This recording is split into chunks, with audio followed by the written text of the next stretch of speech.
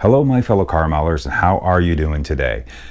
I am sure that you all have noticed that over the past few weeks there was a particular series that I had been working on over the past couple of years, an adventure in building a model car, where we were building the Monogram 66 Malibu Flip Nose. If you are watching this, obviously I have returned the series, and each episode is now going to have this little foreword in it, explaining why it was gone and why I'm doing the series, and I'm going to bring it back. The reason why is that I don't think many of you understood why I was doing that series and what the purpose of this channel is. When I started this channel, I did not want to be like all the others.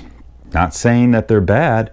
I wanted to do something different. I was not going to be a build channel.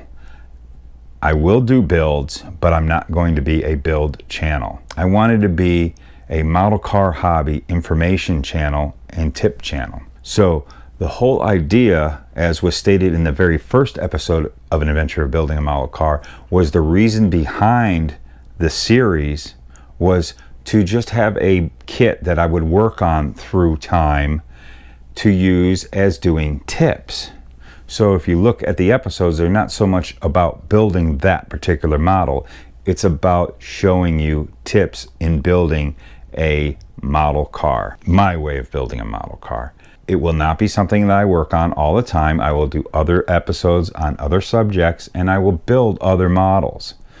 I am not continually working on this 66 Malibu. This brought some criticism and misunderstandings, where I would literally have people so enraged that I wasn't constantly working on it and wanting the rest of this series to continue on, that they would threaten to write the channel off and unsubscribe.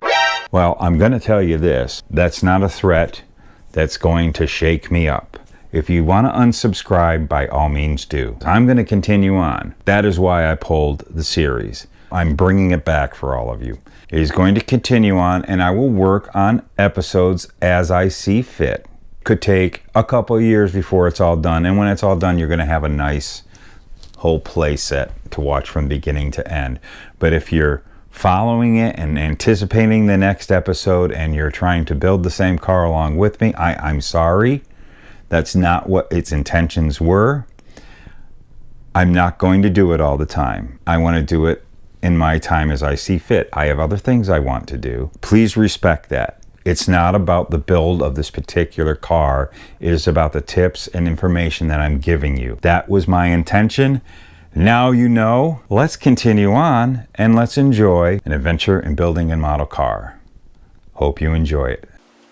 Well, hello my fellow car modelers. How you doing today? Welcome back for part 2 of An Adventure in Building a Model Car. And I'm sure you noticed from the last video, and I'm wearing it now, is my really cool racing shirt I made with all the cool patches. And I really like this shirt. And there's one thing we all know as model builders. What you don't do when you sit down at the bench is wear a shirt you like. And even pants for that matter. How many nice shirts and pants have you wrecked because you said, I'm just going to do something real quick. No biggie, I won't do nothing. I won't drop anything on them. And sure as anything, good shirt ruined. Pants, done. Toss them out or go work on the car with them, change oil. I'm not going to wreck this shirt. So underneath, I've got a more appropriate shirt to wear when I'm working on models that I don't care so much about, and if it gets ruined, I'll just put it in the garage and use it for sopping up oil when I do my next oil change. So let's get started to get at the bench and get working on this model. That's a way to start. Just drop everything. All right, let's go. Mediocre Modelers, where mediocre modelers post their mediocre models.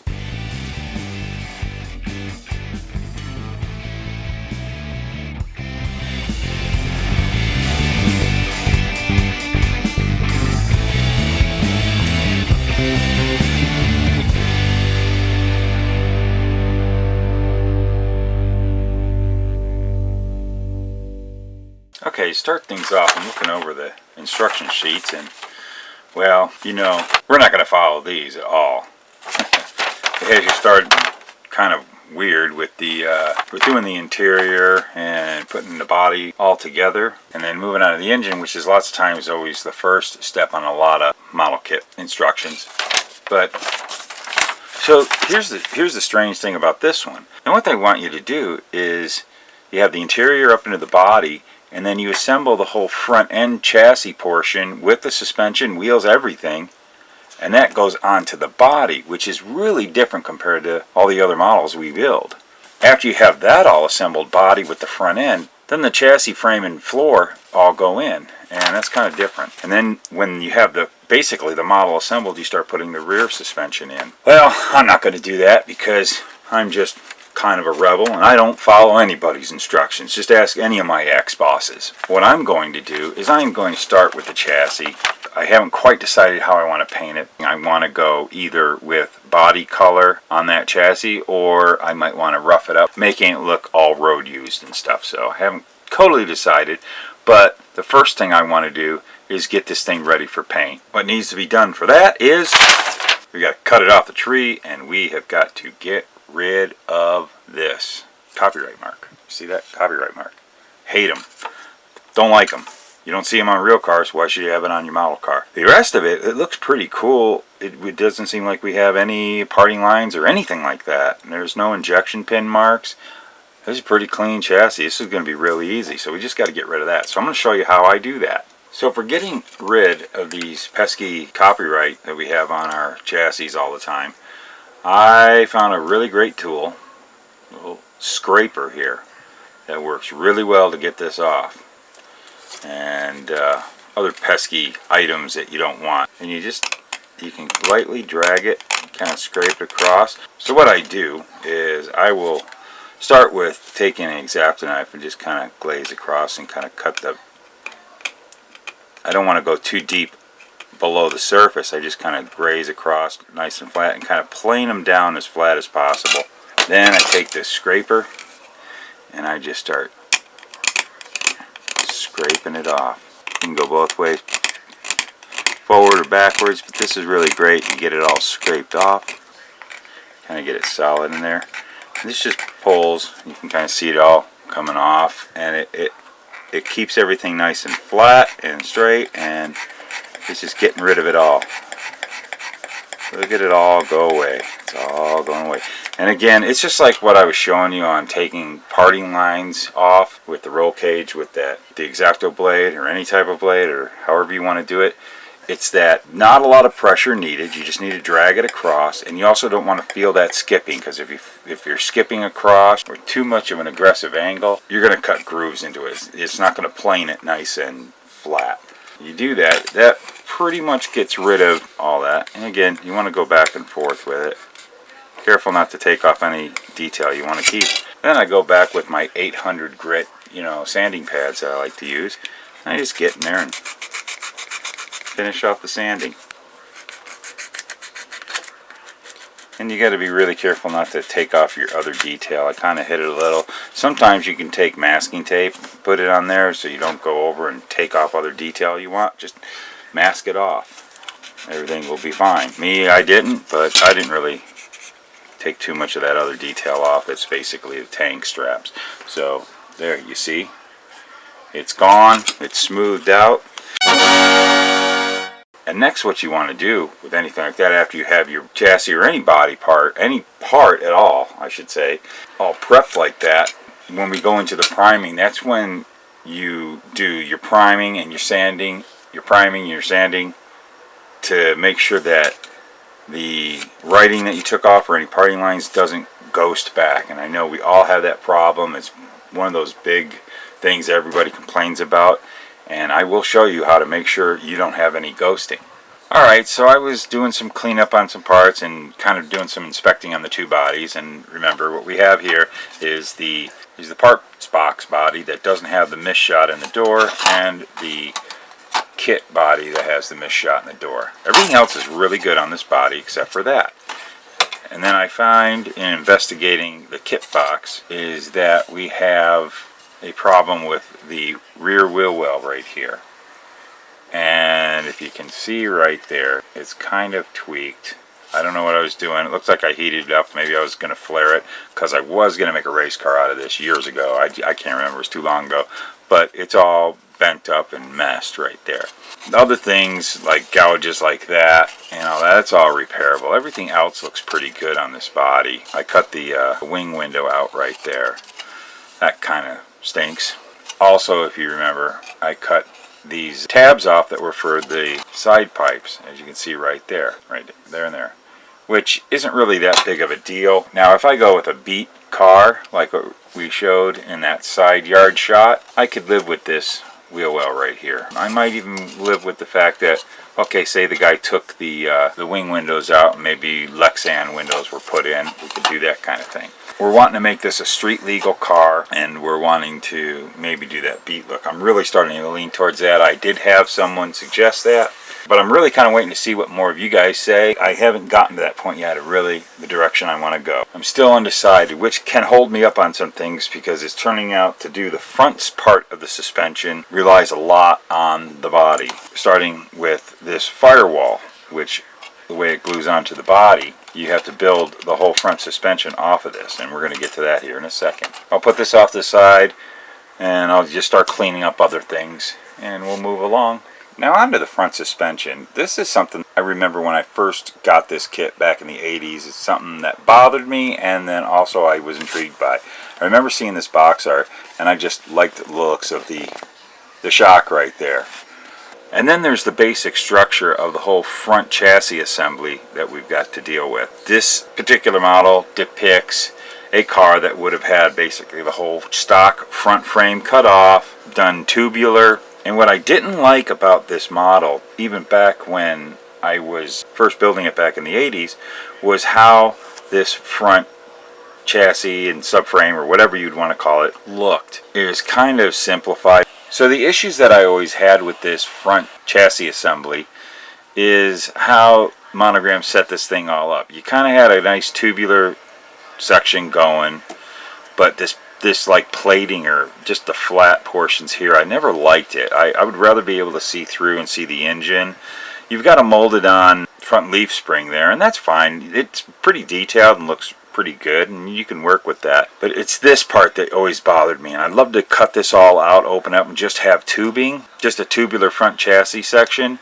But this area here, all these holes here are important for the whole structure. This hole here also is where the hinge mechanism goes for the flip nose, and these holes here are where like the front motor plate is for holding the engine in there, and the radiator support. So how do I go about dealing with that? I don't know yet. I really would love to open all this up. So we might cut all this away and do some fabricating just to make it look a little better. I think I want to do that. This is basically how it would look. It goes into the firewall like this. I haven't really cleaned it up too well. So it goes into the firewall like that, and that's what we have. I would like to be able to see the engine more and see the headers coming down and all that. Like, it gives it that real cool gas or street freak look. Flip nose. That's the whole fun about a flip nose front end, is that everything's exposed and this starts to block everything. So I think we're going to rework that. I've pretty much taken the kit body. I'm finding even more problems with it, but I kind of taped it up and did a mock-up like in the Datsun episode. So we're going to mock this up, and I want to start figuring out what wheels and tires I want to go with. But here's a little section. I found another missed shot right here in this rocker panel area, the lower quarter panel, front fender area, because right here is a split for the flip nose turns up, and they don't quite match. You see how that blue tape is showing? See how it is? That little missed shot right there. So I don't know how far I want to take it as far as repairing this body, using the other body, I don't know. Or maybe I might have to hunt down a whole new one. But for now, this is going to work for us in figuring out what size tires I can fit and seeing what direction this car is going to go. Well, this actually turned out to be pretty easy. I believe I found the wheel. Well, I'm going to go with the kit wheels, but I'm going to show you something what I'm going to do to tone them down a bit so they're not so chrome. Being a 24th scale model, I looked for front tires that I actually never liked and never used, and I've got a huge abundance of, and they're 24 scale tires, but they seem to work for this one. And they came from all of the old Monogram muscle cars, so they kind of also have a little bit of a vintage radial look, like 70 Goodyear radials. So I figured I'd go with that because I'm figuring this car would be from the 70s, 80s, maybe it ran around in. That's kind of the direction I'm going. There you go, you can see that rear tire, how it kind of sticks out. That's totally the direction I want to go. Now this rear tire, this was a tire that was only found, let me pop this out. This was a tire that was only found in one kit that I can recall. It didn't have any lettering, and which was really cool, and it had a real 70s bias ply tire, squared tread pattern, very basic. These were only in the AMT 67 Chevelle SS396 kit Pro Street. These are the Pro Street tires, and basically what AMT did was take their really cool old Goodyear slicks that were in every drag car kit, and these are my favorite slicks. I love these. They're so versatile, so much you can do with them. They basically took this tire and they treaded it, which is just a perfect shape and everything. And so I also thought, with going with this tire, if I ever wanted to put slicks on it and go the drag race look, we still can get that same stance and everything. So that's definitely when we go for the rear. Front tire. Again, there's a good close look about it. You can see you got the older, probably earlier 70s Goodyear script, and it says steel belted radials, those early steel belted radials. I think that you would find this on this type of vehicle in the 70s or 80s. It was a real common tire in the 80s for the Monogram muscle cars, like the 71 Barracuda, and this one came from the 69 GTO kit. Again, I never liked these tires, but finally, holding on to them, I got a use for them, and I got so many of them. This is such a generic tire, but boy, this will work. It's skinny, but not too skinny, so you could see this as a street use tire, good tread. So that's the tire I decided I'm going to go with, and now we will move along. Alright, so I've been kind of pondering it and trying to think of what I want to do with this, and I got it figured out. The route I'm going to take is I'm going to do my technique that I showed in removing body panels and deck lids. I'm going to take that scribing tool and I'm just going to scribe out around here. I'm going to remove that. This I think I'm going to keep because of these slots that are so important for what you'll see later on in the build, the motor plate and radiator support, and of course the hinge system for the flip nose. So I'm going to keep that, but I might add some tubing, make it look a little more finished. So I'm going to get started on this, and you've already seen me scribe out stuff. So let's cut it out and I'll show you what it ends up looking like. So I was going to just get back onto this video after I had already removed this, but I started to notice how incredibly easy this was. I tell you, I love this tool. If you don't have it, you gotta get this. This was so easy to cut through, and as you can see, I started cutting through and getting all the way through it. Just right before I broke through everything, ends up it pretty well will just pop right out now, and just a little bit of cleanup, and this will just make this look so much better. This was so easy to do using this tool. Get a hold of Tamiya. Order this. You gotta have it. Stop. What are you waiting on? Hurry up. Go order it now. Go order it now. Really like how that looks. So I'm going to clean it up and then we'll look at it a little closer. Wow, I have got to say, what 110% improvement. What do you think? Yeah, that's definitely looks a lot better. Yeah, there you go. Up into the firewall. You can see that good. That's definitely going to be an improvement to that engine bay from out of the box. I'm still contemplating what I'm going to do about that. I kind of really would like to remove all that too and get a different look. So I might play around with that, and I'll show you in the next episode. Yeah, that's definitely going to be a lot nicer. So we'll play around with that and we'll show you. That's it for part 2, so thanks for tuning in. We'll be getting right back onto this project. So much more to go. I like the direction we're going. I'm still not sure how I want to build this model. We talked about it before. Do I want to go with the beat look? Or do I want to go with a really nice paint job? Do I want to go with a drag car? Still up in the air, and I really want to hear from you guys.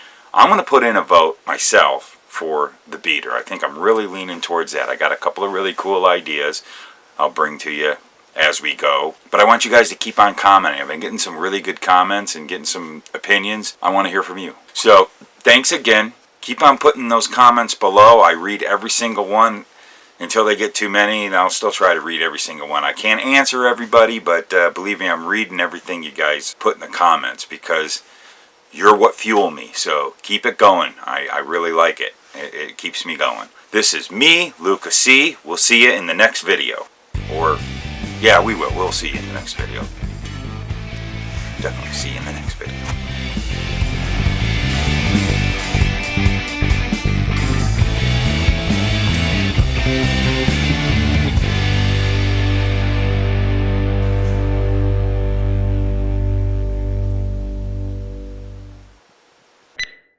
Well, that's it for part 2. Thanks for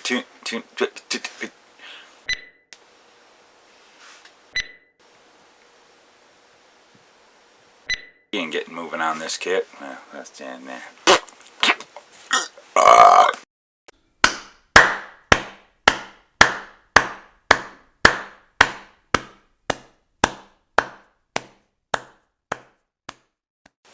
Do I look beautiful?